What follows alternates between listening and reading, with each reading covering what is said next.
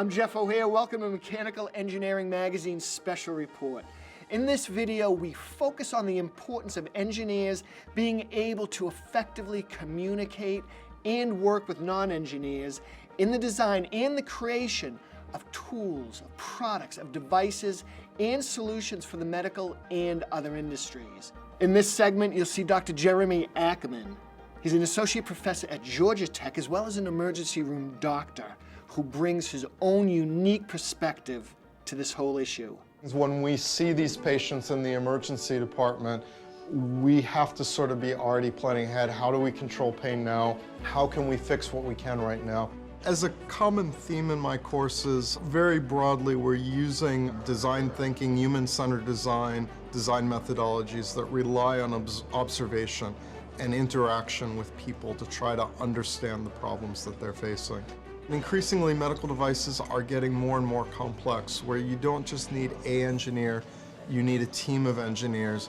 And so the clinician by themselves often is not going to be able to completely drive innovation. And that means these partnerships with clinicians, having engineers who can go back to a team of engineers and explain the nuances of a problem is much, much more important than probably ever before. I think mechanical engineers are prepared for really being able to contribute in many different roles because of the training that they get. And so, for example, I'm a mechanical engineer, but in practice, I'm a biomedical engineer, and I practice as an electrical engineer. But that training is so diverse, it really allows you to be able to fit in anywhere.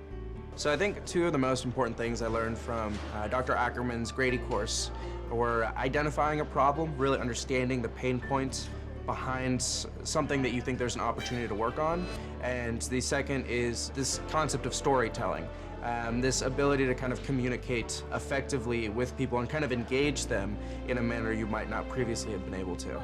I actually have students write stories simply to communicate an idea, get practice in communicating the details that are relevant. That ability to communicate also carries through later in the design process when you get into marketing.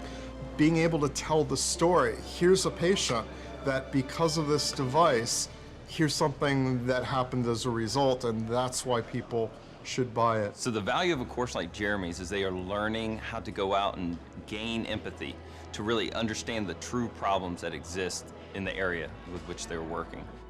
I guess what I learned from Dr. Ackerman's course was really integral to what we're doing now. A lot of times these startups you hear about or these companies that come out of thin air, they don't really just start with a solution and go with it. They start by identifying a problem and then iterating different types of solutions and prototypes until they finally get to something that the user really wants. Even to do a very basic medical device, you frequently need multiple types of engineers. They're complicated FDA approval processes, working with the business people. Just because you have a good device and it helps patients and the FDA approves it, you still then have to figure out how you're going to sell it, how you're going to work your supply chains, how you're going to market it, and all of that communication, which is important in the design phase, actually carries through all the way to bringing a product to market. So the importance of this experience in these classes is to help engineers who are developing in their careers to understand how to interact with clinicians, to communicate,